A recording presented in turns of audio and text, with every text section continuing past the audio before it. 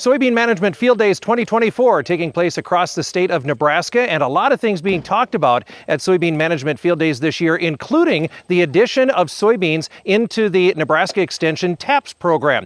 Chris is here to tell us a little bit about that. Chris, you were connected with the TAPS program initially with corn, right? How did that go over?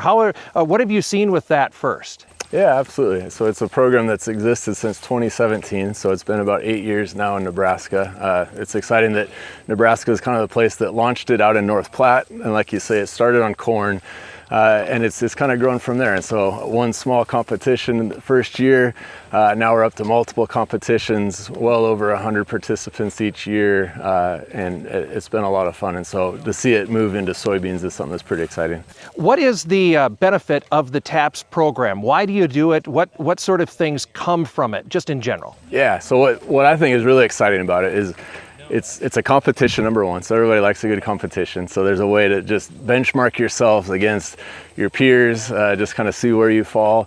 It's really a management competition, and so you get to test new technologies, new management techniques in a controlled environment, so it's low risk. And so I think that's the piece that's exciting. So new technologies come out.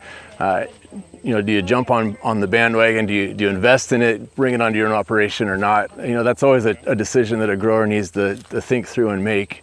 And in the TAPS program, it allows you to kind of to test or look into that a little bit in a low risk environment. So if it doesn't go the way you want it to go, it ends up dinging your yields that year. It doesn't affect the yields or the production on your operation. So I think that piece is really unique. And it's a controlled environment, and so when the competitors are making decisions, it's all benchmark on one field. And so we eliminate that soil environment, we eliminate all those environmental conditions. So if we're comparing across counties, you say, well, that's because 3 counties over they got more rain, and so that's why they did better. Where in TAPS, everybody's on a level playing field. You really get a sense of what impact your decisions have. Okay, was it hard to adapt the TAPS program for soybeans here in 2024? So one of the things that made it possible is the Nebraska Soybean Board sponsored the program, and so the funding that they provided really allowed us to branch into the soybean arena. So it's something that I think that's been on the mind for a while. We've been doing corn, and there's a lot of soybeans grown in Nebraska. That's something we need to be doing, and so that support from the Soybean Board is what really made it happen, and so we're pretty excited to see that. Okay, so this is the first year for the TAPS program in soybeans. Again, this is pretty broad, isn't it? Don't we have participants all across Nebraska? Absolutely. So something that we're excited about is we do have a team representing each of the 8 soybean districts across the state, and so we get to see growers from different environments with different backgrounds represented within that competition. So that's something pretty cool. Can you tell us about some of the variables that are a part of the TAPS program for soybeans this year? Yeah, and so the way the TAPS program works is you have a series of decisions you get to make during the growing season. And so this year on soybeans, we had 7 decisions that we put in front of the growers. And it really starts way back in March. You get to when you join the program, we ask you, all right, what insurance do you want for your soybeans this year? And so you got to make an insurance decision. Quickly followed behind that is what variety do you want? What soybean variety do you want to grow? And what's the seeding population that you're looking at? And so we initiate with those kinds of decisions.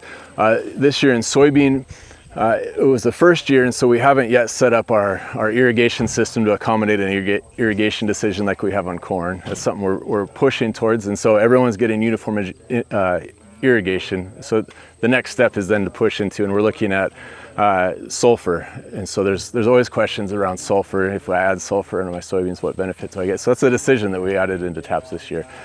So you could pick 0, 50, or 100 pounds of AMS, and so we'll kind of see how that teased out. And there was already a range of teams making those decisions, and so that piece has been pretty cool. Yep. We added a weed science component, so we've never really done a weed science TAPS decision, and so that was something we wanted to try to integrate into soybeans. So everybody got the same residual pre-emerge, but then we gave them 3 options for post-emerge weed control. And we really based it on price and residual chemistry. And so there was a low price option, a moderately priced, and a high price option. So it ranged from about $20 an acre up to $37 an acre for that decision. And so again, there was a range of choices. And so that's one of the intriguing things about TAPS. You have 18 teams, And you don't have 18 unique decisions, but you do have that range. And so you really get to see, all right, I chose this year. How does that compare to the other folks in the competition? So you get to see how that plays out. Yep. So this will be taken then to harvest, right? And then Absolutely. A profitability number at the end? Yep. So we'll offer a couple of different awards. So being a competition, that's part of what makes it fun, is the team that comes in first in profitability. And so that includes their marketing, as well as takes into account their cost of production. So that's all factored in. Yield would be a component of that. So you'd win a profitability award. And then we're doing a yield award as well this year. All right. So again, taking that all the way through the end, be interesting to see what those different decisions, how they were impacted across the state.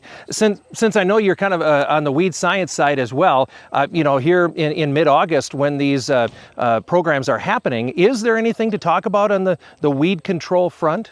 Yeah, I think this time of year, there's not much you can do in terms of herbicide applications. Canopies have closed, you've kind of made your way. And so now you got to start thinking about, if I had escapes, how should I be thinking about that? And so you don't want to be spreading seed around the field. And so if you got weedy edges or weedy areas in your field, if you can kind of harvest those first or last and do your best not to spread those with the combine, that's always a good thing.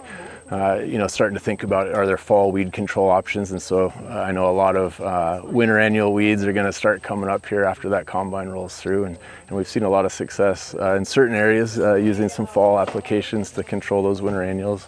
And it's never too early to start thinking about next year. I know here we are in August, already talking about next season, but weed control starts well before that crop goes in the ground. And so.